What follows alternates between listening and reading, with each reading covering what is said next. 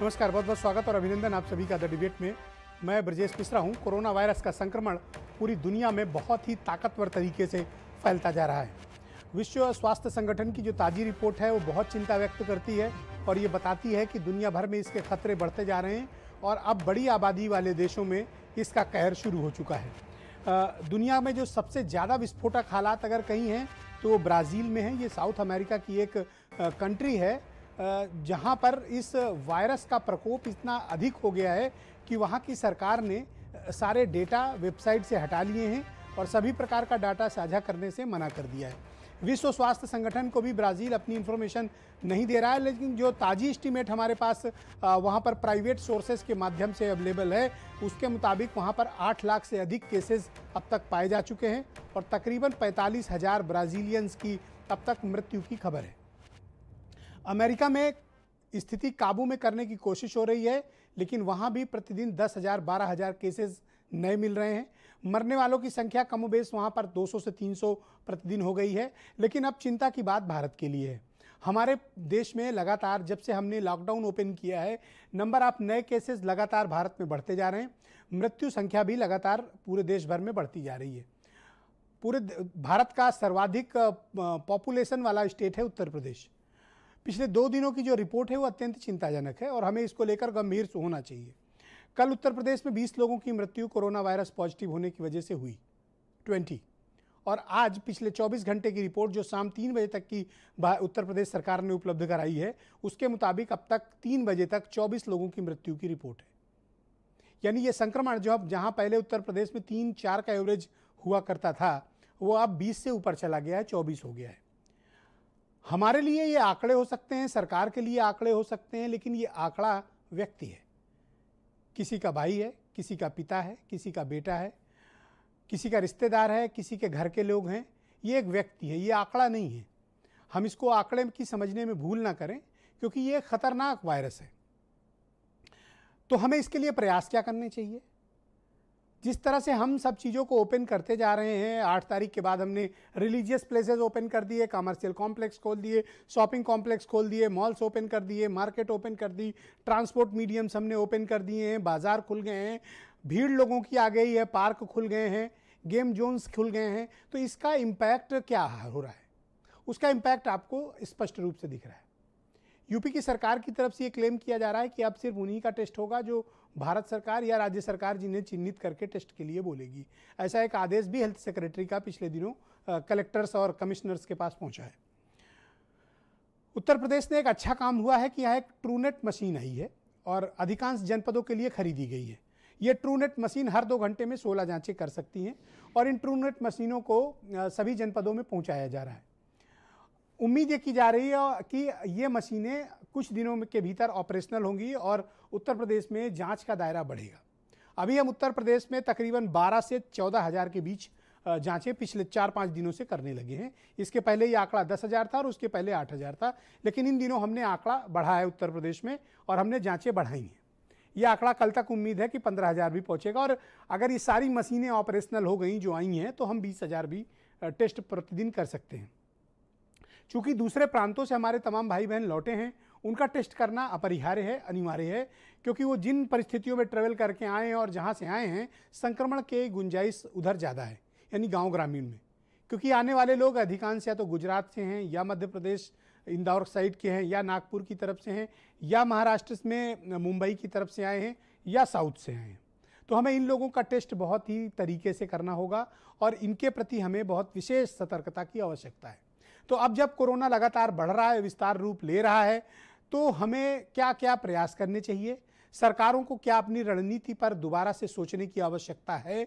इस पर क्या बल दिया जाना चाहिए? क्योंकि आज भी उत्तर प्रदेश में तकरीबन 480 नए मामले सामने आए हैं और तकरीबन 3,500 से 4,000 रिजल्ट्स यूपी में अवेटेड है, यानी अभी उनके निष्कर्ष नहीं आए हैं, जिनको प्राथमिक तौर पर तो माना गया कि कोविड का है, लेकिन सरकार ने उनको दूसरी लेबोरेटरी में भी रीचेक करने के लिए भेजा है।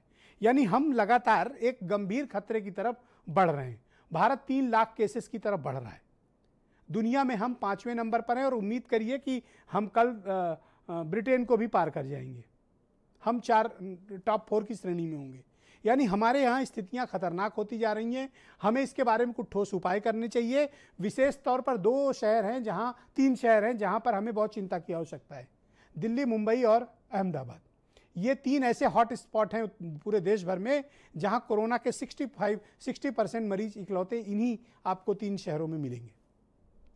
आज की डिबेट में हमारा कंसर्न ये है कि सरकारों को क्या करना चाहिए, हमें क्या करना चाहिए, हमें सावधानी क्या बरतनी चाहिए, हम समाज को कैसे बचाएं, अपने देश को कैसे बचाएं, खुद कैसे बचाएं, परिवार को कैसे बचाएं और अपनों को कैसे बचाएं। हमें किस तरह की सजगता की आवश्यकता है, सरकारें क्या कर रही हैं और सरकारों को क्या करना चाहिए, सरकारों से क्या चूक हुई और सरकारों को आगे उस चूक को कैसे कंपनसेट करना चाहिए। इन सारे विषयों पर हम आज खुलकर बात करने वाले हैं। डॉक्टर चंद्रमोहन भारतीय जनता पार्टी से हैं, उदयवीर सिंह समाजवादी पार्टी से, रोहित अग्रवाल मेरे साथ मौजूद हैं, राष्ट्रीय लोकदल से हैं, साई अनामिका जी दिल्ली से कांग्रेस की प्रवक्ता हैं, doctor DK Gupta Felix hospital Noida के डायरेक्टर हैं, मेरे साथ इस कार्यक्रम का हिस्सा हैं, और वीरेंद्र सिंह जी हमारे स्टेट हेड। बहुत बहुत स्वागत और बहुत बहुत धन्यवाद। डॉक्टर चंद्रमोहन, मैं आपसे ही प्रारंभ करना चाहता हूँ। कल की रिपोर्ट है जो उत्तर प्रदेश के हेल्थ डिपार्टमेंट की, ये बताती है कि 20 लोगों की मृत्यु हुई थी और आज 24 लोगों की मृत्यु की खबर है। पहले आपको ध्यान होगा तो ये 2, 4, 5 और 10 से अधिक नहीं होता था, लेकिन इन दिनों आप देख रहे होंगे कि मृत्यु दर बढ़ गई है उत्तर प्रदेश में, नए केसेस भी मिलना बढ़ गए हैं। इसके बाद भी क्या आपको नहीं लगता कि सरकार को अपनी कोई रणनीति में आमूलचूल परिवर्तन की आवश्यकता है? देखिए ब्रजेश जी, जो बात आपने कही कि नंबर बढ़ा है, संख्या बढ़ी है, और ये आंकड़ा नहीं है, आंकड़ा बिल्कुल भी नहीं है और हम इसे आंकड़ा मान भी नहीं रहे।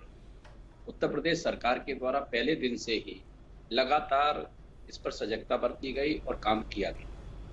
अभी भी आपने अपनी चर्चा के दौरान कहा कि हमने अपने विशेष विमान से और 23 करोड़ जनता के हित को ध्यान में रखते हुए विशेष विमान से, क्योंकि वो जनता का ही विमान है, और उससे मशीनें मंगाई गई पूरे प्रदेश भर में, उन मशीनों को स्थापित किया जाए।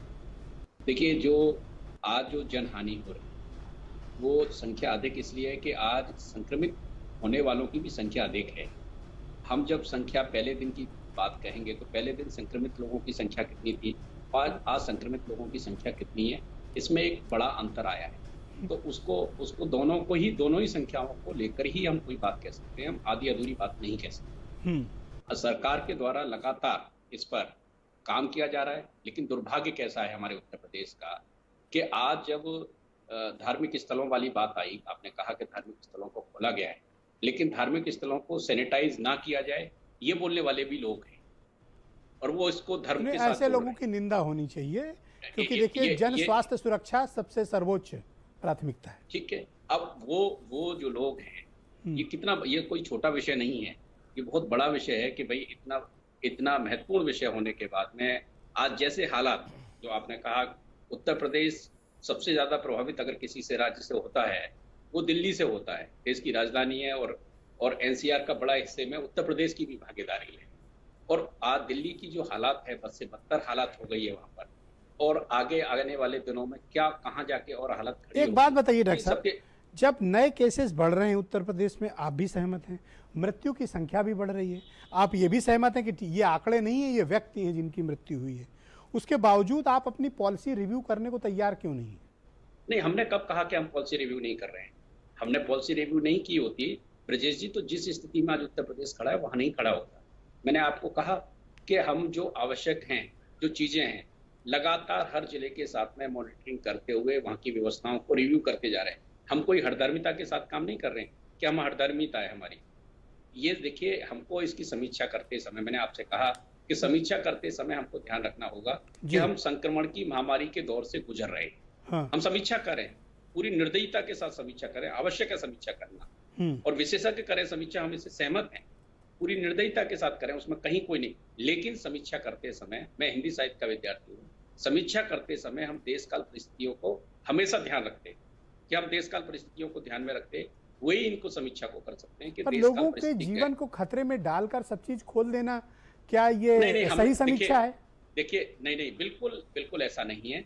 जान है और जहान है, दोनों चीजों को लेकर हम चल रहे हैं।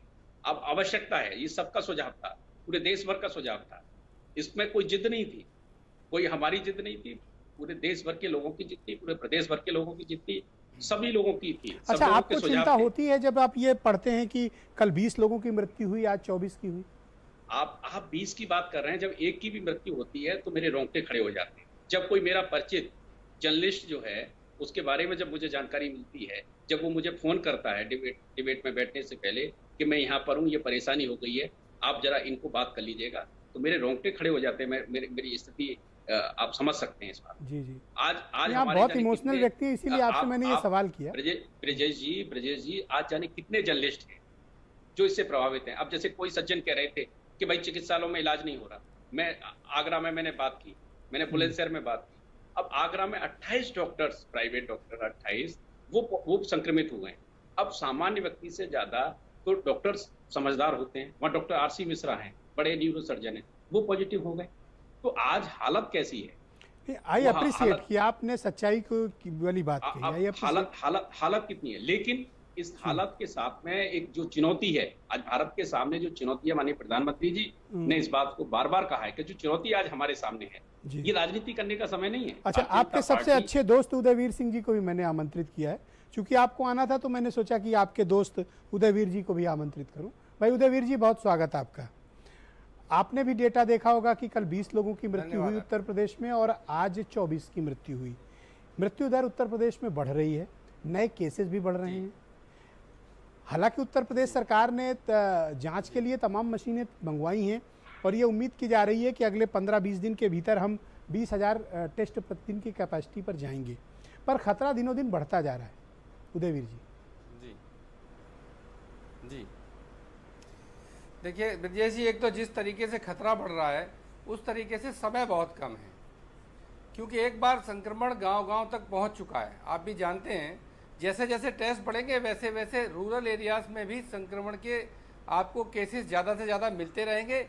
ये जो बाहर से आना जाना हुआ है और लेट हुआ है, मैं पहले से आपसे कह रहा था। मेरा कहना आपसे ये है कि देखिए, ये कोरोना जैसी बीमारी से लड़ने का एक ही रास्ता है कि आप पूरे समाज को सेंसिटाइज करें और साइंटिफिक ओपिनियन, व्यूज़ और इंतज़ाम करके उसको टैकल करें। पिछली डिबेट में भी आपके साथ में था तो मैंने पार्क, धार्मिक स्थल और सार्वजनिक स्थानों को खोलने पे बात की थी। अब कहीं कोई मतभेद आता है, मैं भी मंदिर जाता हूं तो मेरा मन करता है कि मूर्ति को छू लूं। मेरा विश्वास है कि भगवान की शरण में जाने से मेरे कष्ट कम होंगे। तो आपको या तो मौके को देना नहीं है, और देना है तो लोगों को विश्वास में लेना है। अगर पॉलिटिकल राजनीति मत करिए, लेकिन पॉलिटिकल पॉइंट बनाने की कोशिश करिए। ये मानसिकता अपनी भाषण दिए हुए के विपरीत अच्छा, है। आपको चिंता नहीं देखिए, होती दो बातें जी, जब आप ये सुनते हैं कि 20 लोगों की मृत्यु हुई, 24 लोगों की मृत्यु हुई, ये सुन के आपको भी तो चिंता होती है?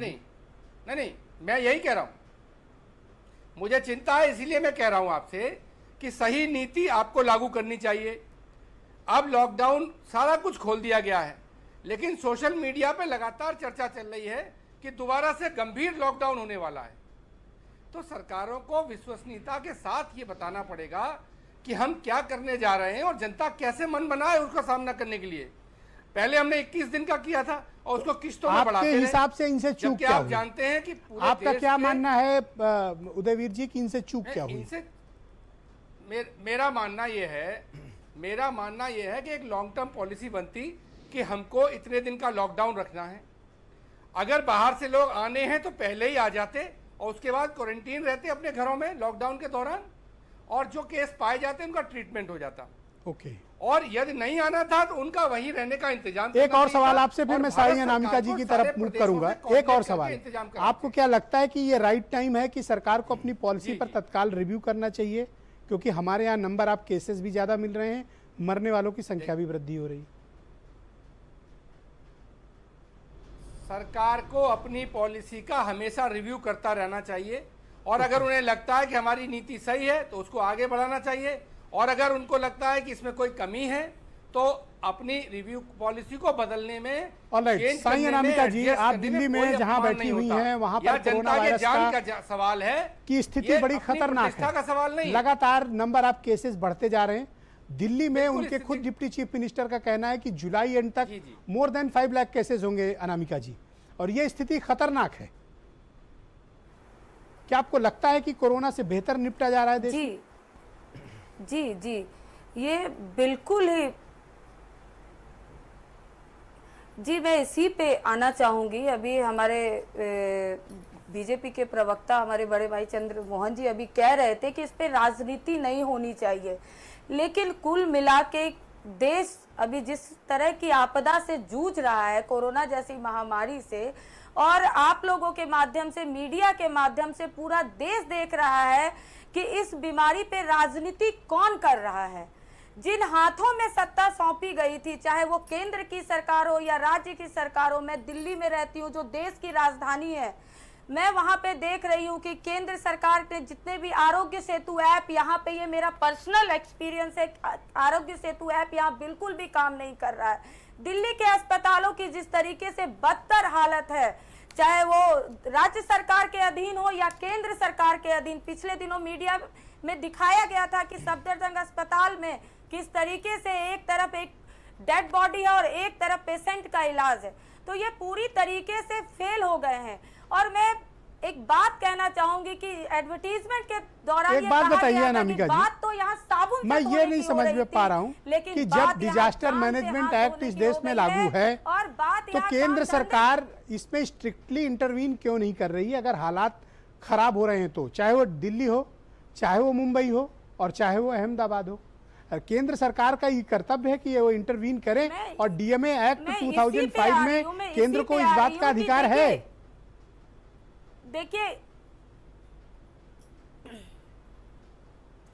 जी, बिल्कुल मैं इसी पे आ रही हूँ, लेकिन मैं एक बात भी बिल्कुल कहना चाह रही हूँ, और ये सारा देश देख रहा है कि जितने भी केंद्र सरकार के एजेंडे हैं, जितने भी हैं, वो सिर्फ कागजों पे ही हैं। क्योंकि एक तरफ जहाँ पे देश कोरोना जैसी महामारी से जूझ रहा है, लोगों की जान, हमारे देश के करोड़ों लाखों अप्रवासी मजदूर यहाँ पे नंगे पांव पलायन करने को मजबूर हो चुके हैं, और एक तरफ या आज ही इन्होंने वंदे भारत मिशन 3 स्टार्ट किया है कि ये विदेशों से तो लोगों को आ रहे हैं, लेकिन इनके देश के लोगों के, देश के हमारे मजदूर, जिनके ऊपर भारत की अर्थव्यवस्था, भाई Rohit Agarwal, okay madam, okay ma'am, मैं नेक्स्ट राउंड में आपके पास आता हूँ, प्लीज वेट, ओके हमारे गृह मंत्री ओके प्लीज वेट मैम, आप प्लीज वेट, उन्होंने बिहार में वर्चुअल रैली, मैंने आपकी बात सुन ली, now just wait please. Okay Anamika ji, Anamika ji please wait, मैं आपको और टाइम दूंगा, आप चिंता ना करें, डिबेट ओपन है, किसी को रोक टोक नहीं है, लेकिन बाकी गेस्ट भी मेरे साथ मौजूद है, ये भी अपनी बात रख लें। आप लोग कांग्रेस वालों को बोलने नहीं देते, बस यही है। अच्छा बहनों भाइयों, मैं आगे किसी सवाल करूं, चंद्र मोहन जी भी हैं, उदयवीर जी भी हैं, रोहित जी भी हैं और दर्शक भी हैं। अनामिका जी का सच इनके सामने लाया जाए। मैंने सवाल करने के बाद इनको रोकने की कोशिश की। बताइए डॉक्टर चंद्र मोहन, उदयवीर जी, रोहित जी, बताइए। पूरा समय रोका? पूरा समय मिला। रोका? बताइए डॉक्टर साहब, रोका मैंने इनको? रोका? कैसे आरोप लगाती हैं? नहीं, आपने मुझे बिल्कुल नहीं रोका। नहीं, फिर भी आरोप लगा रही हो मैडम। लेकिन आप बात नहीं, आरोप नहीं लगा रही हो आप। जब अपनी बात करने आई हूँ, अभी चंद्रमोहन जी को, अरे एक सेकंड रुक जाओ, आप पूरा बताया। अरे सुन तो लीजिए, हाँ आपने भी बोल लिया अपनी बात, सेकंड राउंड में फिर मौका दूंगा, सेकंड राउंड में फिर बोल लीजिएगा। ब्रजेश मिश्रा नाम है हमारा, बता दीजिएगा आप जो भी कांग्रेसियों को बताना हो। ओके रोहित अग्रवाल, मैं आपसे समझना चाहता हूँ भाई, रोहित जी ये बताइए कि संक्रमण का स्तर जब लगातार बढ़ रहा है, नए केसेस बढ़ रहे हैं, माइग्रेंट्स जो लौटे थे उनकी हालत क्या है आपको बेहतर पता है, गांव ग्रामीण के हालात, शॉपिंग कॉम्प्लेक्स, मॉल्स, रोड्स, बाजार हमने सब ओपन कर दिया। अब 2 दिन से मुझे जो चिंता हो रही है इस बात की कि मृत्यु की संख्या बढ़ रही है, 20 से बढ़कर 24 हो गई है आज। क्या अब ये वक्त नहीं है कि सरकार को अपनी पॉलिसी का रिव्यू करे? ये क्यों जिद पर अड़े हुए हैं डॉक्टर चंद्रमोहन, मुझे ये बताइए। ब्रिजेश जी, मैं एक बात कहना चाहूँगा, सरकार के पास ना नीयत है ना नीति है, और मैं दोनों पॉइंट इलाबरेट कर देता हूँ। नीयत इसलिए नहीं है क्योंकि मुझे देश ये जवाब दे कि 72,000 एलईडी की जरूरत थी, देश में वेंटिलेटर की जरूरत थी। अगर भारतीय जनता पार्टी के पास इतना फंड था कि उनके पास 72,000 एलईडी की इंतजाम हो सकता था कि वेंटिलेटर का इंतजाम नहीं कर सकते थे वो। आज देश को जरूरत किसकी है? चुनावी रैली की या इलाज की जरूरत है? और नीति की मैं आपको बात जहां तक बता दूं कि पहले जब शुरुआत थी हमारे यहाँ कोरोना आने की, तो एक पेशेंट अगर ताज होटल में जाके खाना खाया आया था तो डीएम ने पूरा ताज होटल सील करा दिया था। आज स्थिति यह है कि अगर कहीं पे 4-4, 5-5 पेशेंट भी निकल रहे हैं तो कुल 48 घंटे के लिए वो एरिया लॉकडाउन किया जा रहा है। तो इनके पास ना नीति है, नीति में भी पूरी तरीके तरीके से फेल हो चुके हैं, और नीयत तो इनकी है ही नहीं, वो इन्होंने दिखा दी है चुनावी रैली करके कि जब देश पूरा त्राहिमाम कर रहा है वहां पे ये चुनावी रैली करना चाहते हैं। ये घर में लॉकडाउन करके बैठ जाएं, कुछ ना करें? नहीं, अरे कुछ तो राजनीतिक काम करेंगे। अरे बिल्कुल, देखिए अध्यक्ष जी ने पर्चे बांटे तो और क्या करें बताओ। आज जरूरत राजनीति करने की नहीं थी, आज जरूरत थी लोगों का हाथ पकड़ने की। एक सेकंड उदयवीर जी, पहले राउंड में कोई किसी को टोका टाकी नहीं, सेकंड राउंड ओपन करेंगे। ब्रिजेश जी, मैं इतने डिबेट्स में गया हूं, आज पहली बार पूरे 75 दिन से ऊपर हो चुका है, पहली बार आपके चैनल में आपको मैं धन्यवाद दूंगा कि आपने बताया कि ये आंकड़े नहीं है, किसी के परिवार का एक सदस्य है। ये जो मौतें हो रही हैं ये किसी के परिवार का व्यक्ति है, ये आंकड़े नहीं है। नहीं, पर मैं डॉक्टर चंद्र मोहन को भी अप्रिशिएट करूंगा, उन्होंने भी इसको उस चीज को डिक्लेयर किया। आंकड़े नहीं है, ये एक व्यक्ति मरा है, किसी का बेटा मरा है, किसी का पिता मरा है, किसी का भाई। सरकार को संवेदनशील होना चाहिए। हमने देखा है किस तरीके से मजदूरों के पैरों से खून बहा है, हमने देखा है किस तरीके से किसान भूखा सोया है। आज जरूरत है क्या हुई और करना क्या चाहिए, संक्षेप में आज आप बताइए। आज जब हम ऊपर की तरफ हमारा ग्राफ जा रहा है कोरोना में, तब हम लॉकडाउन खोल रहे हैं, और चूक ये है कि जब हमारे पास कुछ भी नहीं था उस समय हमने लॉकडाउन कर दिया। उस समय हमने देश के मजदूरों को मरने के लिए छोड़ दिया कि जहां पे हो, जैसे हो वैसे वहां पे रहो। और आज जब हमारा ग्राफ, जब हम वर्ल्ड में नंबर 1 बनने जा रहे हैं कोरोना केसेस में, तब हम लॉकडाउन खोल रहे हैं। ये किस तरीके की नीति है? इसका मतलब सरकार पूरी तरीके से विफल हो चुकी है। आपका आंकड़ा गलत है, अभी हम नंबर 4 की पोजीशन पे हैं। तो हम तो अभी हम बहुत पीछे। अमेरिका हम नंबर 1 की तरफ बढ़ रहे हैं, 20 लाख पहुंच चुका और अभी हम 3 लाख की तरफ बढ़ रहे हैं। हाँ, और अभी हम नंबर 3 की तरफ बढ़ने जा रहे हैं, और ऐसे ही हम नंबर 1 की तरफ बढ़ रहे हैं। और हमारे पास पॉलिसी क्या है कि हम लॉकडाउन खोल रहे हैं। तो आप क्या चाहते हैं कि पूरा लॉक कर दिया जाए दोबारा? नहीं, पहली चीज तो ये है सरकार को जरूरत है संवेदनशील होने की अपनी जनता की तरफ। आज सरकार संवेदनहीन हो चुकी है पूरी तरीके से। लोगों को राशन बांटने की इन्होंने बात की थी, का रुख करता हूं, गरीबों तक राशन तक नहीं पहुंचाया इन्होंने। Alright, doctor DK Gupta Felix hospital Noida के डायरेक्टर हैं, और ये उन चंद बेहतरीन डॉक्टर्स में से एक हैं जो शुरुआती दिनों से कोरोना का अध्ययन करते आए हैं। और मेरे लिए भी अच्छा अवसर ये है कि इनसे हर बार इंटरेक्ट करने का मौका मिल जाता है। डॉक्टर गुप्ता, बहुत शुक्रिया आपका। एक तो मैं आपके बोल्ड विचारों से बहुत प्रभावित रहता हूँ। Thank you sir, thank you. मैं आपसे समझना चाहता हूँ कि सिचुएशन अब बहुत हॉरिबल होती जा रही है, चाहे दिल्ली जहाँ हम आप हों इस वक्त वो स्थिति हो, या मुंबई की हो, या अहमदाबाद की हो, या फिर हमारे उत्तर प्रदेश में 20 और 24 लोगों का मरना, ये चिंता का विषय है। अभी क्या हालात हैं कोरोना के देश भर में, और हमें क्या उपाय क्या हो रहे हैं और क्या होना चाहिए? अगले 4 हफ्ते में हम कहाँ पर खड़े होंगे? तो ब्रिजेश सर, आपने बहुत सेंसिटिव टॉपिक आज डिस्कस किया है, और शायद इस समय की ज़रूरत है इस तरह के हमें टॉपिक या डिबेट्स की, कि हमें क्या हमारी पॉलिसी है, क्या हमें पॉलिसी को रिव्यू करने की ज़रूरत है, और अगले 1 महीने में, अगले 2 महीने में क्या होने वाला है, और हमें कैसे इसके लिए तैयार करना चाहिए अपने आप को। तो मैं बताऊं आपको, हमें जो इस समय एक पक्की बात है, केसेस बढ़ेंगे अगले 2 महीने में, हर जगह केसेस बढ़ेंगे। जो खासकर हम यूपी की बात करें तो यूपी के जो बॉर्डर डिस्ट्रिक्ट हैं, जो दिल्ली एनसीआर के डिस्ट्रिक्ट्स हैं, नोएडा है, गाजियाबाद, इनमें इस महीने के एंड तक, अगले महीने में पीक आ जाएगी। मैं आपको पहले मैंने बोला था, आज से 2 हफ्ते पहले बोला था, 3 हफ्ते पहले। और बाकी जो जिले हैं उनमें भी अगले 4 हफ्ते और 6 हफ्ते में पीक्स आएंगी।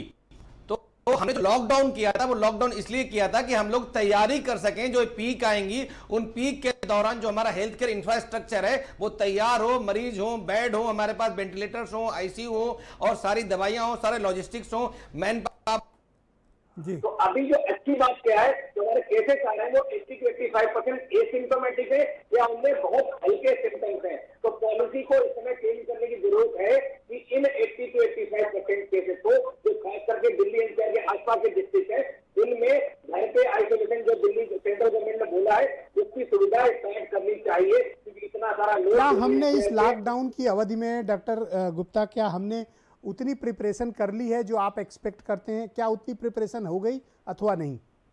नहीं, प्रिपरेशन हुई है, तब जितने बड़ा एपिडेमिक है उतनी बड़ी प्रिपरेशन अभी नहीं हुई है किसी भी देश के ऊपर। तो हम क्या करते हैं, भारत तो बहुत छोटा देश है, अगर हम बात करें जीडीपी हम कितने खर्च करते हैं, हम लोग 1.02% खर्च करते हैं। अमेरिका 12%, 14% खर्च करता है, इटली 18% खर्च करता है, तो हम उससे बहुत कम खर्च करते हैं। तो हम चाहें लेकिन उसकी प्रिपरेशन नहीं कर सकते। तो हमें स्ट्रेटेजिक पॉइंट ऑफ व्यू सोचना पड़ेगा, हमें दिमागी पॉइंट लड़ना पड़ेगा, और हम लोगों को मिलकर लड़ना पड़ेगा, क्योंकि जरूरत है इस समय हमें जो 80 to 85% है उनको बेड की जरूरत नहीं है, हमें डेथ रेट कम करना है, जो आपने बोला ना। अच्छा, तमाम लोग मुझे मैसेज अभी ट्विटर और फेसबुक पे जो हमारे पास आ रहे हैं, मुझसे ये कहा जा रहा है कि आपसे ये पूछा जाए कि अगले 4 हफ्ते में उत्तर प्रदेश कहाँ पर होगा, अगले 4 हफ्ते में दिल्ली कहाँ पर होगा, और अगले 4 हफ्ते में हमारा देश कहाँ पर होगा?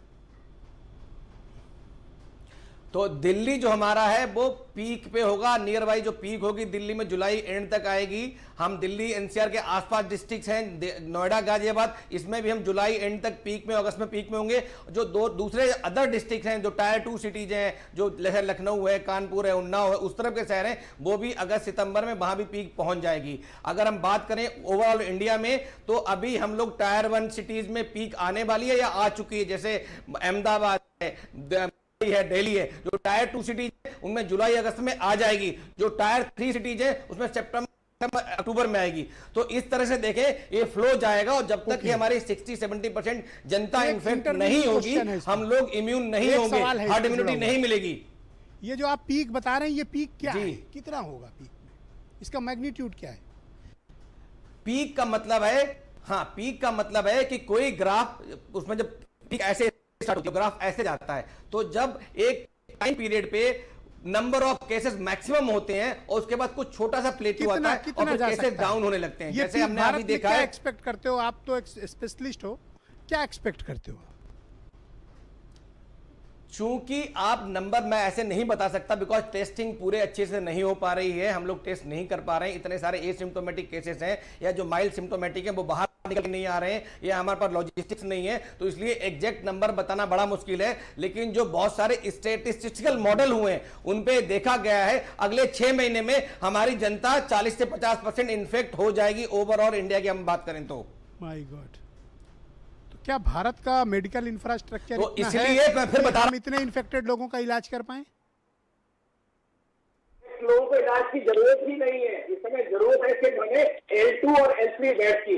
जिन मरीजों को ऑक्सीजन चाहिए या जिनको आईसीयू चाहिए, उन लोगों को बेड की जरूरत है, बाकी लोगों को बेड की जरूरत नहीं है। उनको तो सिर्फ हमें एजुकेशन देनी है, अवेयरनेस देनी है, घर पे रहकर कैसे कोरोना से लड़ सकते हैं। Biren ji, okay, thank you doctor Gupta. हम नेक्स्ट राउंड में आपके साथ बाकी और तमाम कुछ और सवाल आपके लिए आए हैं, मैं आपसे संपर्क करूंगा, आप कृपया बने रहिएगा। बीरेन जी, उत्तर प्रदेश में क्या हालात हैं? आज तो काफ़ी केसेस मिले हैं और मृत्यु की संख्या भी कल 20 थी, आज 24। आज 450 केस एक दिन में उत्तर प्रदेश में रिकॉर्ड हुए हैं, और मौत तो जो है, लेकिन 4 लाख के करीब अब तक उत्तर प्रदेश में जांच हुई है। ब्रजेश जी, हम 12,000 से ऊपर हैं उत्तर प्रदेश में, लेकिन 7,000 लोग इसमें ठीक हो चुके हैं कोरोना से। तो ये आधे से ज़्यादा लोग ठीक हो रहे हैं। अगर हमारी 50% आबादी इफेक्टेड होगी तो 133 करोड़ के देश में कितना हुआ? ये 65-70 करोड़ के आसपास आया। 65-70 करोड़ पहुंचने में बहुत टाइम लगेगा। वैसे जिनकी शहर में कोई औकात नहीं होती वो मरे भी तो कोई बात नहीं होती। तो गरीबों का मरना कभी बहुत बड़ा इशू नहीं रहा है, और ऐसा नहीं कि हिंदुस्तान में कभी लोग मरते नहीं रहे। एक बीमारी आई है, हमारे यहाँ औसतन इस देश में करीब 21,000 लोग रोज मरते थे। अभी तक कोरोना से 8,000 के करीब 8,143 मौत पूरे देश में हुई है। 2,90,000 के करीब हम। अच्छा, ये जो यूपी में नई मशीनें आई हैं ट्रू नेट, ये काम करना शुरू कर दी? ट्रू नेट को 75 जिलों में लगाया जा रहा है, भेजा जा रहा है। 2 घंटे में जांच रिपोर्ट देंगी, और मुख्यमंत्री के जहाज से कल इनको लाया गया है। सरकार की अपनी कोशिश है, सरकार हर घर के सामने बैठकर इंजेक्शन नहीं लगा सकती, जांच नहीं कर सकती, वहाँ दिया नहीं जला सकती। ये चीज़ें तो हमको आपको बचाव से और जागरूकता से करना होगा। देखिए, लेकिन सवाल तमाम सारे होते हैं। एक भारत के बारे में ब्रजेश जी आंकड़ा आ रहा है कि हम यूनाइटेड किंगडम से अभी रात में आगे चले जाएंगे, यानी 4थी पोजीशन पर दुनिया में चले जाएंगे कोरोना के मामले में। 2,90,000 के करीब हम बस 2,000 का अंतर रह गया है, 200 का जी। अच्छा, लेकिन अभी चंद्रमोहन जी ने कहा कि भाई जान है तो जहान है। डॉक्टरों से इन्होंने बात की। ये बात सत्य है कि लखनऊ के अस्पतालों में भी एडमिशन नहीं हो रहा है। अगर आप गंभीर मरीज हैं, एक्सीडेंट हो जाए, आपको ब्रेन हैमरेज हो जाए, कूल्हा टूट जाए, फ्रैक्चर हो जाए, तो आप ट्रामा सेंटर से लेके तमाम जगह दौड़ते रहिए। आसान नहीं है आपको एडमिट होना, क्योंकि एक तो पहले कोरोना की जांच होगी, उसमें दिन भर लग जाएगा, और उसके बाद होल्डिंग एरिया में आपको डाला जाएगा, वहाँ डॉक्टर देखेगा, फिर दवा लिख के भेज देगा। तो डॉक्टरों के सामने भी संकट है, उनके ऊपर भी कोरोना की मार पड़ी है। इतने बड़े प्रदेश में तमाम सारी चीजें हैं, लेकिन सरकारें क्या कर सकती है ब्रजेश जी? पर ये 24 लोगों की मौत होना ये तो अत्यधिक चिंता का विषय है 24 घंटे के अंदर। वो भी आंकड़ा ये सिर्फ 3 बजे तक का है। आज 24 लोगों की मौत हुई है, ये बात सही है। ये कोरोना के प्रभाव को कहा जाए या कहा जाए कि कई दिनों से लोग, भाई जब हमारे यहाँ 12,000 के करीब मरीज हैं इफेक्टेड, तो 24 लोग एक दिन में मर गए, इसलिए ये बड़ी बात है। लेकिन ब्रजेश जी, इसके अलावा और चीज़ों पर चर्चा क्यों नहीं होती? लॉकडाउन रहा, व्यापार ठप रहा, लोगों की नौकरियां चली गई, पैसा नहीं है लोगों के पास, स्कूलों में फीस के वसूली के लिए रोज मैसेज आ रहे हैं। इस देश में बड़े बड़े उद्योगपतियों के बैंक के लोन माफ हो सकते हैं और बच्चों की फीस नहीं माफ हो सकती 2 महीने 3 महीने की। Valid point. ये सरकारों को सोचना होगा, इस पर भी तो चर्चा करिए कभी। जो लोग आकर भाषण देते हैं, जिन लोगों के हाथों में बागडोर है, वो इस पर एक बार खुलकर बोले। इस प्रदेश और देश की जनता सुनना चाहती है कि ये स्कूल 15 अगस्त के बाद खोलेंगे, चलिए, लेकिन लॉकडाउन में जो फीस जो गरीब माँ बाप अपने बच्चों की नहीं दे सकते, वो कहाँ से दें? अब ब्रजेश जी, हाल ये है कि बात तो होती है बहुत कुछ। एक बार एक डॉक्टर ने एक आदमी का ऑपरेशन किया, तो जब आदमी ने आँख खोली तो उसने कहा कि डॉक्टर साहब, अब क्या मैं रोग मुक्त हूँ? तो सामने से वाले ने जवाब दिया, बेटा डॉक्टर साहब तो धरती पर रह गए, मैं तो चित्रगुप्त हूँ। तो हमारे पास तो व्यवस्था खाली इतने है कि हम ऑपरेशन कर देंगे, बचोगे कि नहीं ये तुम जानो और किस्मत जाने। अच्छा, जब हमारे यहाँ चेचक पर रोग को माता जी कहा जाता है, तो कोरोना इसलिए भी नाराज है कि भाई हमें भी छोटा मोटा फूफक दर्जा मिले हिंदुस्तान में, अगर चेचक माता जी हैं, हम इतना सबको प्रभावित किए हैं। रोग का इलाज झाड़ फूक नहीं है, सावधानी सतर्कता है। उसको कोई नाम दे देने से धार्मिक, उससे हम बच नहीं पाएंगे। और ये बहुत अच्छा है कि सरकार ने और आज के सोशल मीडिया ने लोगों को बहुत जागरूक किया है। टेलीविज़न के माध्यम से भी 4 महीने से आप लगातार अभियान चला रहे हैं, डिबेट चला रहे हैं जी। चंद्रमोहन जी आए, बैठे हैं। चंद्रमोहन जी भारतीय जनता पार्टी के बड़े नेता हैं और आगे बड़े नेता बने, हमारी दुआ है उनके लिए। और इतने बड़े खबरी लेके बैठे हो इनके लिए, हमें लग रहा है छिपाए हो, बता नहीं रहे हो। इतने बड़े बने कि उदयवीर सिंह के बराबर पहुंचे। ओके, तो MLC बन जाए मतलब। तो हम आगे तो बड़े हैं भाई। आज दोनों लोग में झगड़ा कराने का प्लान किए हो वीरेन जी। ब्रजेश जी, मैं 4 लाइनें कहूंगा। गो अहेड जी। नहीं, झगड़ा नहीं होगा। देखिए, कुछ यूं तमाम जिंदगी होगी और पहले पैसे के लिए बीमार होंगे, फिर पैसे से ही इलाज होगा। और हमारे देश में जो सच्चाई है वो ये है कि हम महामारी में भी तमाम जगहों पर शिकायतें आई भ्रष्टाचार की, कभी पीपी किट में, कभी किसी में। कि देश बीमार है, क्या अजब खुमार है, ईमान अकेला है और बेईमानों की फौज तैयार है। ब्रजेश जी, हवाओं ने बीमार किया, दवाओं ने बीमार किया, जैसे हमारे लोकतंत्र को नेताओं ने बीमार किया। वाह, बहुत ऊंची बात कही आपने वीरेन जी, बहुत बहुत शुक्रिया आपका, बहुत बहुत धन्यवाद। बहनों भाइयों, एक छोटा सा ब्रेक लेना चाह रहे हैं। ब्रेक के फौरन उस पार हम लोग इस विषय पर चर्चा करेंगे कि जब कोरोना वायरस का ग्राफ लगातार बढ़ रहा है, नए केसेस लगातार बढ़ रहे हैं, मृत्यु दर लगातार बढ़ रही है, तब हम सब चीज़ खोल देने की जिद पर क्यों अड़े हैं? क्या ये सही वक्त है कि दुनिया के दूसरे मुल्कों ने जो स्मार्ट लॉकडाउन का विकल्प चुना, उत्तर प्रदेश, दिल्ली, मुंबई, अहमदाबाद या जो भी संक्रमित या प्रभावित शहर या प्रभावित राज्य हैं, वहाँ के लिए क्या हम पॉलिसी रिव्यू कर सकते हैं? ये क्या आवश्यक है अथवा नहीं? इन सब विषयों पर बात करेंगे बस एक छोटे से ब्रेक के बाद।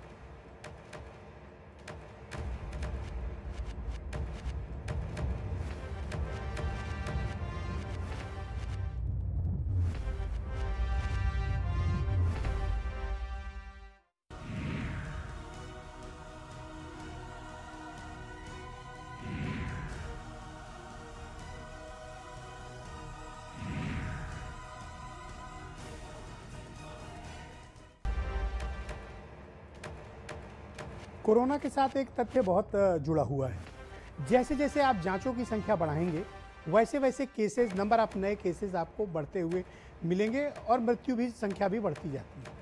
उदाहरण के तौर पर आप अमेरिका को लीजिए, जिन्होंने अब तक तकरीबन 2.25 करोड़ से ज़्यादा टेस्ट अमेरिका में हो चुके हैं और वहाँ 20 लाख केसेस अब तक पाए जा चुके हैं। 1,12,000 अमेरिकियों की मृत्यु हो चुकी है। दूसरे नंबर पर दुनिया में रूस है, जिसने 1 करोड़ 33 लाख टेस्ट किए हैं और उनके यहाँ 5 लाख केसेस हैं। पर रूस में एक बात बहुत बेहतर हुई है कि उनके यहाँ मरने वालों की संख्या कम है। 5 लाख से ज़्यादा केसेस होने के बावजूद उनके यहाँ जो मरने वालों की संख्या वो 5,500 है। भारत में हम काफ़ी आगे निकल चुके हैं इस पूरे प्रकरण को लेके। तकरीबन भारत में मरने वालों की संख्या 8,143, ये लास्ट रिपोर्ट हमारे पास जो मौजूद है। अब आने वाले समय में भारत में जब हम टेस्ट की रफ्तार बढ़ा रहे हैं, 52 लाख टेस्ट अब तक हम कर चुके हैं, यूपी भी अपना टेस्ट बढ़ा रहा है, टेस्ट कैपेसिटी हम इन्हेंस करेंगे तो नए केसेस मिलेंगे। तो जब नए केसेस मिलेंगे तो इसमें गंभीर मामले भी मिलेंगे। तो क्या हमने उनके लिए बेड्स की तैयारी की है? क्या हमारे पास उनके इलाज के लिए समुचित व्यवस्था है? क्या हमारे पास उनके लिए वेंटिलेटर्स हैं? क्या हमारे लिए उनके पास कोरोना लेवल 3 लेवल 2 के हॉस्पिटल्स और वो मेडिकल फैसिलिटी है जो हमें अपने नागरिकों की जान बचाने के लिए आवश्यक है अथवा नहीं है? क्योंकि हमने सब कुछ जब अब लॉकडाउन खोल दिया है तो जाहिर सी बात है कि केसेस बढ़ेंगे। तो क्या हमारे पास ये प्रिपरेशन है या नहीं? डॉक्टर चंद्रमोहन बताएंगे। देखिए, हमने पूरी तैयारी की है। उत्तर प्रदेश ऐसा राज्य है जिसने सर्वाधिक बेडों की व्यवस्था की है। और हमने देखिए जिस समय पर कोरोना का ने दस्तक दी उत्तर प्रदेश में, हमारे पास सैनिटाइजर भी नहीं था, हमारे पास मास्क भी नहीं थे, हमारे पास पीपीई किट नहीं थे, हमारे पास जो टेस्ट की जो वो थी वो सुविधा भी नहीं थी। लेकिन हमने सभी विषयों में ब्रजेश जी अपने आप को हमारे जो उत्तर प्रदेश की हम कहेंगे पूरे संपूर्ण उत्तर प्रदेश की जो टीम है, उस टीम की बदौलत, उसमें जन समर्थन भी साथ में है, हमने इस लड़ाई को बेहतर तरीके से लड़ा है। देखिए, यहाँ 2-3 बातें महत्वपूर्ण है ब्रजेश जी। ये संक्रमण की बीमारी है, हम इसकी समीक्षा करते समय हमेशा याद रखें ये संक्रमण की बीमारी है और आधी अधूरी बात कहने से कोई लाभ नहीं। जो परिस्थिति है, जिन परिस्थितियों में उत्तर प्रदेश है, जैसा उत्तर प्रदेश है, उन परिस्थितियों में हमने खुद को आगे ले जाने की कवायद की है और आगे ले जाके खड़ा किया है। आज सारे लोग उत्तर प्रदेश के प्रयास की प्रशंसा कर रहे हैं और उत्तर प्रदेश के मुख्यमंत्री माननीय योगी आदित्यनाथ जी के जो परिश्रम है उसको सभी लोग उसको स्वीकार कर रहे हैं कि हाँ, उन्होंने एक परिश्रम पूर्वक इस लड़ाई में उत्तर प्रदेश को एक बेहतर ढंग से खड़ा किया हुआ। अब मैंने आपको कहा कि सैनिटाइजर का जब विषय आता है तो सैनिटाइज कराने से भी धार्मिक स्थलों को लोग कहते हैं कि नहीं, हमारा धर्म प्रभावित हो जाएगा। अब बड़ी बातें करने में कोई दिक्कत नहीं है। मित्र हमारे यहाँ बैठे हुए हैं, जौनपुर की घटनाक्रम हुआ है, एक और लॉकडाउन की हम लोग चर्चा कर रहे हैं और कोविड की चर्चा कर रहे हैं। वहीं पर क्या किया है जौनपुर में? दलितों पर हमला कर दिया। हमलावर कौन है? आइडेंटिफाइड है, उनके चित्र सबके सामने है। आज ना ट्विटर किसी का, एक का भी ट्विटर नहीं पूछता कि भाई ट्विटर आ जाए सामने। हम देखने लगा था कि भाई ट्वीट सामने आ जाए, कोई ट्वीट करने को तैयार नहीं, क्योंकि जो उसमें मुजरिम है उनके जब नाम सामने आए तो भैया वोट बैंक प्रभावित हो जाता है। तो जब वोट बैंक की पॉलिटिक्स करोगे इस संकट काल में तो बड़ा अजीब लगता है। ये बताइए, लेवल 2 लेवल 3 के हॉस्पिटल्स की कोई तैयारी आपने की है? क्योंकि अब सीरियस केसेस बढ़ रहे हैं, आपके पास क्या तैयारी है? हमारी तैयारी पूरी है। हमने लगातार, मैंने कहा ना कि हमने 1 लाख बेड तक की तैयारी की और उत्तर प्रदेश में आज हमने जो सर्विलांस की व्यवस्था की है, आज सर्विलांस की बदौलत हमने जिस समय पर उत्तर प्रदेश में जमात के लोग आए तो उनको सर्विलांस की मदद से ही हमने उनको ढूंढा और उनको आइडेंटिफाइड किया और उन पर कार्रवाइयां की। हमने सर्विलांस की मदद ले रहे हैं। सर्विलांस की मदद के द्वारा जो पॉजिटिव आता है, अब देखिए रोहित जी आधी अधूरी बात कहते हैं कि भैया वो पहले दिन जब कोई व्यक्ति आया, वो जो गया, पहले दिन पहला एक केस था तो उसको पूरा हमने गंभीरता से लिया और उस पर काम किया गया। भैया बड़ी बातें कर रहे हो, कहाँ है चौधरी साहब और कहाँ है युवराज? दोनों चौधरी जो उनके संसदीय क्षेत्र। एक second Rohit, let him complete. मैं आपको चांस दूंगा, आप इनकी बात का जवाब दे लेना। आप कंप्लीट करिए डॉक्टर साहब अपना। मैं कह रहा हूँ, मैं वहीं रहता हूँ। आप लखनऊ में बैठ के चौधरी साहब को ढूंढ रहे हो, मैं यहाँ बुलंदशहर में बैठ के चौधरी साहब को ढूंढ रहा हूँ। चौधरी साहब कहाँ पर है? अरे चौधरी साहब, युवराज दोनों आए, किसानों के बीच में बैठे हैं। चौधरी साहब किसानों की मदद के लिए वहां खड़े हैं। रोहित हैव पेशेंस, मैं टाइम दूंगा। परेशान हो गए, तुरंत परेशान हो गए। देखिए, ये संकट का समय है। संकट के समय पर अगर आप ब्रजेश जी पत्थर फेंकोगे अपने हाथ में लेकर तो वो वापस उतनी तेज गति से आएगा। मैं स्पष्ट रूप से कह रहा हूँ। अच्छा, पत्थर मत फेंकिए। इस समय एकजुटता के साथ में आवश्यकता है। कि हम जो ये पत्थर वाली धमकी आप किसको दे रहे हो डॉक्टर साहब? मैं धमकी किसी को नहीं देता हूं, मैं तो छोटा आदमी हूं भाई। उदयवीर जी उच्च सदन के सदस्य हैं, मैं छोटा आदमी हूं, मैं तो कार्यकर्ता हूं। अरे वही बात तो वीरेंद्र जी कह रहे थे, उसमें कितनी सच्चाई है? वीरेंद्र जी की बात में कितनी सच्चाई है? आप जानते हो मैं तो छोटा व्यक्ति हूँ, बहुत छोटा अदना सा कार्यकर्ता हूं। ओके ऑलराइट, उदयवीर जी सरकार से चूक क्या हुई? उदयवीर जी सरकार से चूक क्या हुई? और देखिए एक सेकंड डॉक्टर साहब, doctor Chandramohan please wait, doctor Chandramohan please wait, please wait, please wait, please wait. Udayveer ji go ahead. एक परिवार के मनोरंजन ओके, मैंने नोट कर लिया। जाते हैं बड़बड़ा। एक सेकंड मोहन जी किसी को बोलने से पहले ही परेशान हो जाते हैं। चंद्रमोहन जी प्लीज वेट। इतनी देर भाषण देते हो, सुनना भी सीख जाया करो। अरे भैया आप doctor Chandramohan please, doctor Chandramohan please देखिए ये सच बताना चालू किया तो आप एक सेकंड रुकिए ना doctor Chandramohan, no please, doctor Chandramohan please please please मैंने आपसे जौनपुर एक सेकंड रुकिए ना, मैं आपसे उनको अपनी बात तो कहने देंगे ना। Doctor Chandramohan please, no no no no no, गलत गलत गलत गलत। एक सेकंड रुकिए ना, अलाउ हिम टू स्पीक ना, उनको अपनी बात तो रखने दीजिए। आपके टाइम उन्होंने आपसे दोस्ती निभाई, एकदम नहीं बोले, अब आप भी एक अच्छे दोस्त का रहो। अब तो दोनों उच्च सदन वाला भी मामला पता नहीं क्या है वो उदयवीर जी बताइए। Yes Udayveer ji go ahead. देखिए ब्रजेश जी, ये बिल्कुल ही गलत बात है। आपने मुझसे कहा, मैं बोलना शुरू नहीं किया, फिर भी चिल्लाए जा रहे हैं। अगर ऐसे प्रवक्ता आते हैं जिनको सामने वाले की बात सुनने से पहले ही चिंता होने लगती है, तो आप उसका इंतजाम करिए। जब मेरी बारी आएगी तब मैं जवाब दूंगा। इस तरह की गुंडागर्दी जो करते हैं लोग, आप डिबेट कौन जौनपुर पे है, कोरोना पे है?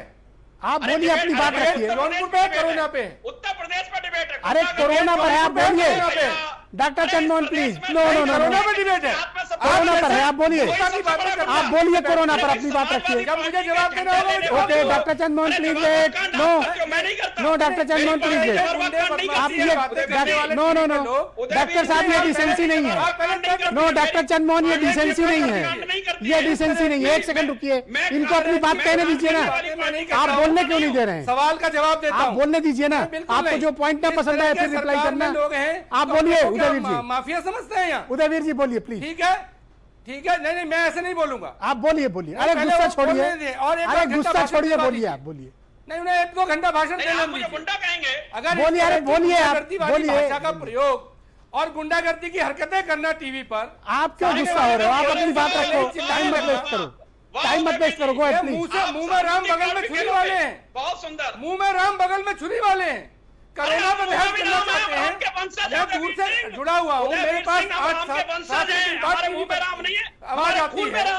इस तरह के गुंडागर्दी वाले लोग, इनका मुख्यमंत्री 20-20 मुकदमे लेके बैठा है, इनका उप मुख्यमंत्री अपराधी है, गुंडे बदमाश लोग जो है। अरे सबको पता है, सबको पता है कौन कन्नौज में क्या करा रहा था, सबको पता है। अपराधी का मतलब क्या होता है? और आप देश की राजनीति करना चाहते हैं? एक सेकंड, आप लोग ऐसे झगड़ोगे?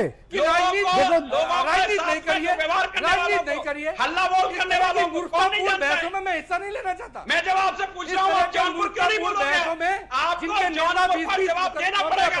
जौनपुर में समाजवादी पार्टी का नेता पैदाइशी दंगाबाज पर हमला हुआ, मुख्यमंत्री पर मेरे प्रदेश के फुट रहा है, बोलोगे नहीं? लोगों से टीवी, इस तरह के लोगों से आप मैं बहस नहीं करना चाहता। ओके उदयवीर जी, अपनी बात रखो। मैं छोटा आदमी हूं ना, में बैठे या कहीं बैठे, छोटे लोगों से सभी से बात करें, उदयवीर जी अपनी बात कहें, छोटे लोगों से बहस कैसे कर सकते हो? Doctor Chandramohan please wait, no doctor Chandramohan, it's not a decency, just wait. मैं कोरोना पर बहस किया हूं, पॉलिटिकल डिबेट नहीं है। I am sorry, I am sorry, political debate नहीं है।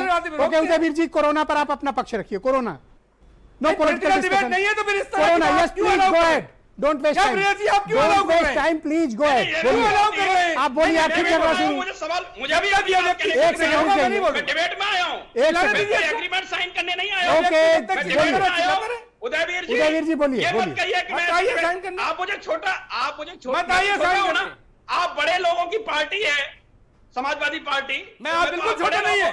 आप कहोगे मुख्यमंत्री का गिने चुने 4-5-7 लोग जो प्रदेश में आतंक मचाए, उनमें आप स्वीकार कर रहे हो? क्या कह रहे हैं? 4-5 छत्री समाज, मेरे समाज के लोग जो प्रदेश में गुंडागर्दी फैलाए, उनमें आप हैं।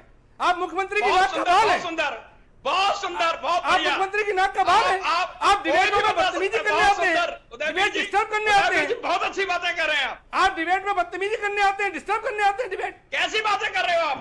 मैं मेरे को आप मुझे बदतमीज कह रहे हो? आप कैसी बात कर रहे हो? मुख्यमंत्री की नाक का बाल है।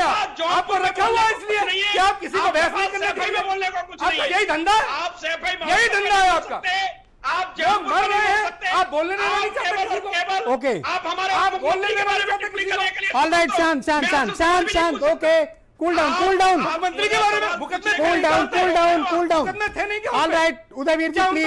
अच्छा गुस्सा छोड़िए, आप दोनों गुस्सा छोड़िए। साई अनामिका जी, साई अनामिका जी स्क्रीन पे लाया जाए उनको। मुख्यमंत्री के ऊपर okay all right, okay just wait just wait, okay आप दोनों कृपया शांत हो जाएं। ओके डॉक्टर गुप्ता एक सेकेंड, अरे एक बार बोले ना अपने मुंह से नहीं थे। मैं आप दोनों की आवाज बंद कर दूंगा अगर आप शांत नहीं होंगे तो। शांत हो जाइए। Behave like a matured politician. Behave like a matured politician. What's wrong with you? आपने मेरा नाम लिया। ये अच्छे दोस्त हैं, मैंने इंट्रोड्यूस किया था कि ये अच्छे दोस्त हैं। जौनपुर में बोलूंगा, कैसे बिहेवियर है इन सब लोगों में का? बोलूंगा। ओके डॉक्टर गुप्ता मुझे आप बताओ क्या प्रिपरेशन के लेवल पे भारत में हम ठीक स्थिति में हैं? Doctor Gupta go ahead. रखिए आप गुंडे माफिया की सरकार बना के बैठे। एक सेकंड आप लोग शांत हो जाए फिर मैं जोड़ लेता हूं। Doctor Gupta go ahead. जी तो प्राइम टाइम पे हमें अच्छी और बड़ी पॉजिटिव बहस करनी चाहिए। अरे मैं आऊंगा आपके पास, बदतमीजी के कारण मेरी बात खत्म एक सेकंड रुक जाओ ना, मैं आऊंगा। एक आप बोलने नहीं दे रहे किसी को, आप लोग don't try to hijack debate please please please. एक कोई व्यक्ति अपनी बात खत्म कर ले और हर बात दूसरे की बात सुनाने लगे, मुझे कोई शौक नहीं है। ओके डॉक्टर गुप्ता अपनी बात रखो भैया, ये ऐसे ही है, गेम फिक्स है इनका, समझो बात को। डॉक्टर गुप्ता को है इस समय देश में L1 बेड्स हमारे पास काफी है, L2 और L3 बेड्स की आवश्यकता है। और L2 और L3 बेड्स हमारे पास कम है, पूरे देश में कम है। उत्तर प्रदेश की बात नहीं कर रहा हूँ, पूरे देश की बात कर रहा हूँ। और खास करके L3 बेड्स अगर हमें शांत हो जाओ भाई, क्या कर रहे हो आप लोग? तो हमें एक सेकंड शांत हो जाओ भाई दोनों लोग। डॉक्टर गुप्ता बोलिए आप। हाँ डॉक्टर गुप्ता बोलिए। तो हमारे पास अभी ये गलत बात है। अरे आ रहा हूं उदयवीर जी, ऐसी क्या बेसब्री? हमारे पास you are a matured politician, just wait just wait. बोलिए डॉक्टर गुप्ता बोलिए आप। किसी के दबाव में आप मेरी बात बंद कर। मेरे ऊपर किसी का दबाव नहीं है। आपका बड़ा अच्छा क्वेश्चन है। अरे आपका दबाव नहीं लिया तो इनका कहां से ले लूंगा? अरे आपका दबाव नहीं लिया तो इनका कहां से ले लूंगा? एक मिनट डॉक्टर गुप्ता बोलिए। उनकी बड़ी ताकत है इस समय। अरे तो मैं कह रहा हूं अभी इस समय हमें, अरे बोलने दो भाई, हाथ जोड़ रहा हूं आप लोगों के, मैं हाथ जोड़ रहा हूं प्लीज। हाँ बोलिए बोलिए बोलिए। तो मैं बता रहा हूं हमारे देश में अभी L1 बेड्स की कमी नहीं है, इस समय L1 बेड्स काफी हैं और L1 बेड की जरूरत भी नहीं है जो लेवल 1 बेड्स हैं। बिकॉज अगर हम लोग होम आइसोलेशन करते हैं तो उनमें बहुत सारे लोग होम आइसोलेशन से ठीक हो सकते हैं क्योंकि इतनी सीवियर बीमारी उनमें नहीं होती है। हमें L2 और L3 बेड्स की आवश्यकता है जो सबसे इंपॉर्टेंट है। और L2 और L3 बेड सिर्फ डिस्ट्रिक्ट हेडक्वार्टर्स पे होते हैं, तहसील लेवल पे ब्लॉक लेवल पे होते ही नहीं है। तो इसलिए हमें अपने डिस्ट्रिक्ट अस्पताल हैं, जो मेडिकल कॉलेजेस हैं, इवन जो प्राइवेट हॉस्पिटल्स हैं इस लेवल के, उन सबको साथ लेके L2 और L3 लेवल्स के नंबर्स को बढ़ाना चाहिए। अभी समय है हमारे पास, अगला 1-2 महीना लगेगा। पूरी यूपी की बात करें, अच्छी बात है बीमारी एक साथ पूरे प्रदेश में नहीं फैलेगी या पूरे देश में नहीं फैल रही है। तो ये पीक आ रहा है, एक गैप के बाद आ रहा है हर डिस्ट्रिक्ट में। ओके जो पहले बड़े शहर आएंगे, फिर छोटे शहर आएंगे, फिर गांव में पहुंचेगी। तो इसलिए हमें हर डिस्ट्रिक्ट हेडक्वार्टर पे L2 और L3 लेवल पे फोकस करना चाहिए। और इस समय जो खास करके दिल्ली के हॉस्पिटल्स हैं, बिल्कुल ठीक सलाह है खास करके हमें प्राइवेट हॉस्पिटल्स जरूर इन्वॉल्व करना चाहिए। अनामिका जी, सरकार से क्या चूक हुई? एक चीज और बताऊंगा मैं, यस प्लीज। एक यूनिफॉर्म एक यूनिफॉर्म पॉलिसी लानी चाहिए जिसमें प्राइवेट हॉस्पिटल के लिए सबके लिए यूनिफॉर्म पॉलिसी हो, जो कंफ्यूजन ना हो। अभी तक कोई भी uniform policy central government level पे, स्टेट लेवल पे नहीं है प्राइवेट हॉस्पिटल्स के लिए। इसीलिए बहुत सारे हॉस्पिटल्स एक्स्ट्रा चार्ज कर रहे हैं, ज्यादा चार्ज कर रहे हैं। अनामिका जी गो अहेड, सरकार से क्या चूक हो रही है? खराब हो रहा है। ओके अनामिका जी गो अहेड। देखिए सरकार से जो चूक हुई है आज पूरा देश दिख रहा है। आज भी मैं प्रधानमंत्री जी का भाषण सुन रही थी, उन्होंने कहा कि लोकल नहीं वोकल बनने की जरूरत है। लेकिन अभी आपके चैनल पे ही देखा गया कि किस तरीके से हमारे बड़े भाई बीजेपी के प्रवक्ता हैं, बहुत ही वरिष्ठ नेता हैं, लेकिन अपनी बात तो इन्होंने रखी, लेकिन मैं बड़ा सौभाग्यशाली पत्रकार हूं कि तीनों के आरोप मेरे ऊपर हैं। बताऊं कि जिस तरीके से यदि सोनू सूद की महाराष्ट्र में जी नहीं, आरोप की बात नहीं है, मैं बड़ी विनम्रता से अपनी बात रख रही हूँ। और देखिए, सरकार बिल्कुल ही फेल्योर है, चाहे वो केंद्र की सरकार हो, उत्तर प्रदेश में राज्य की सरकार हो या दिल्ली की सरकार हो, बार बार। और रही बात राजनीति की, अभी चंद्रमोहन जी ने कहा कि वोट बैंक की राजनीति नहीं करनी चाहिए, तो मैं इनसे बड़ी विनम्रता के साथ पूछना चाह रही हूँ कि वोट बैंक की राजनीति इस वक्त कौन कर रहा है? महाराष्ट्र में जो काम सोनू सूद कर रहे हैं तो पूरा देश आज थपथपा रहा है। उत्तर प्रदेश में यही काम प्रियंका गांधी जी ने किया, तो किस तरीके से बसों पे राजनीति हुई? जौनपुर में दलितों पे हमला हुआ, राजनीति हुई। मैं आ रही हूँ, मैं कोरोना पे रोहित मैडम, मेरे पास थोड़ा टाइम का अभाव है, फिर अभी उदयवीर जी भी प्रतीक्षा रहते हैं। Okay, just wait. Okay Rohit, सरकार से क्या चूक हुई, इन्हें क्या करना चाहिए? रोहित गोयल। चंद्रमोहन जी पूछ रहे थे हमारे नेता क्या कर रहे हैं। मैं इनको बता दूं, जब ये पीपीई किट घोटाला कर रहे थे इनके नेता, उस समय हमारे नेता अपने पैसे से पीपीई किट बांट रहे थे, अपने पैसे से ट्रैक्टर लगा के गाजियाबाद से लोगों को पश्चिम उत्तर प्रदेश में पहुंचा रहे थे। जी प्लीज वेट, किसानों के घर पे खाना पहुंचा रहे थे हमारे नेता। और ये बताएं कि इनकी टीम 11 में इनके चुने हुए नेता कहाँ हैं? इनकी टीम 11 में एक चुना हुआ नेता नहीं है। क्यों जवाब देना चाहिए, इनके नेता कहाँ हैं? जिनको जनता ने चुन के सरकार बनवाई थी, जिनको जनता ने चुन के भेजा था, मंत्री लोगों की 11 में कहाँ है? और अगर आप बुलंदशहर में बैठ के हमारे नेताओं को देखने की बजाय सिसौली में गन्ना किसान जिसने अपनी आत्महत्या कर ली थी उसको देखा होता तो उस गन्ना किसान की जिंदगी बच जाती। हमारे नेताओं ने ओके, शांत शांत, कूल डाउन, कूल डाउन। काम किया है। क्या हो गया आप लोगों? ओके, राजनीति करने का काम नहीं किया है। Okay okay, Rohit please, Anamika ji please wait, Anamika ji please wait, please wait. इनका इतिहास रहा है। Okay Anamika ji please wait, madam please wait. सिखों का कत्लेआम का इतिहास किसका है? सिखों के नरसिंहनार का इतिहास किसका है? क्या हो गया इस देश में? आप ओके, शांत शांत शांत। भाई देखो, आप लोग लड़ोगे इस तरह तो फिर ठीक बात नहीं है, डिबेट आगे कैसे बढ़ेगी? Okay madam please wait. कार्यकर्ता आज कहाँ है? अरे रुक जाइए मैडम, हो गया, मैं सुन लिया आपकी बात। कार्यकर्ता आप रुक जाइए एक मिनट, बाकी लोग भी तो हैं। भाई उदयवीर जी, आपको क्या लगता है सरकार से चूक कहाँ हो रही है और क्या इफेक्ट किए जाने चाहिए? ओके, अनामिका जी की आवाज बंद कर दी जाए, अनामिका जी की आवाज बंद कर दी जाए। उदयवीर जी बोलिए। ब्रजेश जी इस बार केवल उदयवीर जी पूरा सुनूंगा उनको। आपको ये मालूम होगा आपने डिबेट किस विषय पे बुलाई है? आप अपना कोरोना पे बुलाई है, मैं कोरोना पे जवाब दे रहा हूँ। किसी और विषय पे बुलाओगे उस पे भी जवाब दूंगा। अरे कल कर लेंगे ना, कोई चिंता नहीं। लेकिन जवाब सवाल की तरह होता है। अब सवाल यह है, मैंने अपनी निधि से पैसा दिया मथुरा में और मेरी निधि से एक मास्क 1500 रुपए में खरीदा। अगर ये मैं सवाल उठाऊं कि बेईमानी हुई तो इस पे कहेंगे राजनीति हो रही है। अरे जो निधि से विधायक पैसा दे रहे हैं उसमें बेईमानी हो रही है तो एक मास्क 1500 रुपए का किसने खरीदा? किसने खरीदा? एसपी सिंह साहब ने। एसपी सिंह साहब ने, सीएमओ ने खरीदा, सीएमओ ने खरीदा, डीएम के नेतृत्व में खरीदा। दूसरी बात मैं कह रहा हूं, एसपी सिंह रिटायर्ड आईएएस हैं, उन्होंने एक सवाल पूछ लिया, उन पर मुकदमा लिखा दिया गया। आप अपनी वर्चुअल रैली करेंगे तो राजनीति कौन कर रहा है? कोरोना की रिवेट से कौन भाग रहा है? सवाल यह है, देखिए संक्रमण फैलेगा, उसको कंट्रोल करना है, कितना कंट्रोल कर सकते हैं ये प्रश्न है। और इसके प्रति पहले सरकार अपनी सोच सकारात्मक करे। जो चंद्रमोहन जी कर रहे हैं, डिस्टर्ब कर रहे हैं, चिल्ला रहे हैं, जवाब दे रहे हैं, कोई नई बात नहीं है। जब सरकार के नजदीक ज्यादा आदमी आ जाता है तो घमंड आ जाता है, वो किसी को नहीं समझता। वैसे भी मुख्यमंत्री जी 11 अधिकारियों से राय लेते हैं, जनप्रतिनिधियों से कोई पूछ नहीं कर रहे। हम एज ए विधान परिषद के सदस्य या लोकसभा सांसद, किसी से कोई राय वाय नहीं ली जा रही। इनके खुद के विधायक सांसद चिल्ला रहे हैं, उनकी निधि खुद खा गए अधिकारी, ये बोलने की स्थिति में नहीं है। तो ये मुख्यमंत्री के नजदीक हैं, मुख्यमंत्री आक्रामक तेवर वाले हैं।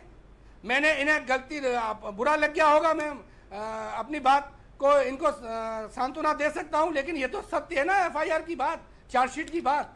और उस तेवर में जब आके ये सामने वाले को बोलने नहीं देते तो मैं कैसे मानूं ये कोरोना से लड़ना चाहते हैं। आप ये बताइए कि सरकार को क्या करना चाहिए, क्या इफर्ट किए जाने चाहिए? सारी बात करते हैं। आप भी गुस्सा छोड़ो ना, आप भी बहुत गुस्सा करते हो, गुस्सा कम किया करो। पहले तो कूल डाउन, जनप्रतिनिधि आप लोग का कैरियर बहुत लंबा है। लोगों को विश्वास में लेना चाहिए, सरकार को पहले विश्वास में लेना चाहिए, जनप्रतिनिधि को, क्षेत्रीय लोगों को, सामाजिक लोगों को। ओके। और वो जागरूकता फैला के समाज को खड़ा करेंगे। अच्छा, अब आप एक सेकंड शांत हो जाएं। आपकी बात का जवाब मैं डॉक्टर चंद्रमोहन से ले लेता हूँ। कैसे वो वापस जुड़ गए हैं, कुछ टेक्निकल प्रॉब्लम थी, अब जुड़ गए हैं। किट बढ़ाएं। आप एक सेकंड रुक जाओ। आप उदयवीर जी, इलाज की इंतजाम करें। उदयवीर और जी, दूसरा व्यवस्था ये है कि आप कैसे लोगों को विश्वास में लेके उनसे काम लें। Okay, alright. डॉक्टर चंद्रमोहन ये कह रहे हैं कि आप चुने हुए लोगों से काम न लेके चंद अधिकारियों से काम ले रहे हैं। ऐसे तो कभी नहीं हो पाएगा। नहीं, ओके, नहीं, हर जनप्रतिनिधि का स्वागत है। उदयवीर जी हमारे मित्र हैं, उनका पूरा स्वागत है। उन्होंने आज हमको अरे कौन सी मित्रता आपने दिखाई, कुछ बहुत सारे प्रशस्ति पत्र दिए, मेडल दिए, उनके लिए उनका आभार है। और हम लोकतंत्र में विश्वास करते हैं, हम हल्ला बोल कभी नहीं कर सकते, ना हमने कभी किया है। इसीलिए ये समाजवादी पार्टी की राजनीति करते हैं, मैं भारतीय जनता पार्टी की राजनीति करता हूं, क्योंकि मुझे हल्ला बोल नहीं करना है। हल्ला बोल ही करते हैं आप। अरे कोरोना छोड़ के भाग गए। आपने जो आज मेडल दिए हैं, चलिए बहुत शुक्रिया, धन्यवाद। आप लोग मानेंगे नहीं, धन्यवाद, thank you. Debate over, thank you. आप सभी का बहुत बहुत शुक्रिया, बहुत बहुत धन्यवाद। आप अपना बहुत विशेष तौर पर भाइयों बहनों ध्यान रखिए, क्योंकि संक्रमण का स्तर बहुत तेजी से फैल रहा है, चाहे वो शहर हो, गांव हो, ग्रामीण का इलाका हो।